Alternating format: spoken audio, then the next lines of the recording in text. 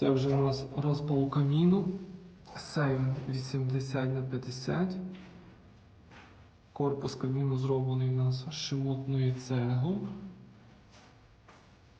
Кількість 125 штук з розводкою на 4 кімнати.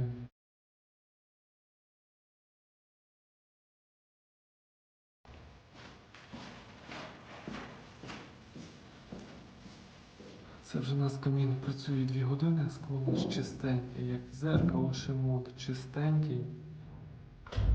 Зовнішній корпус каміну шимоту прогрівся вже 65-70 градусів. Зверху трошки менше. А отакий результат у нас вийшов.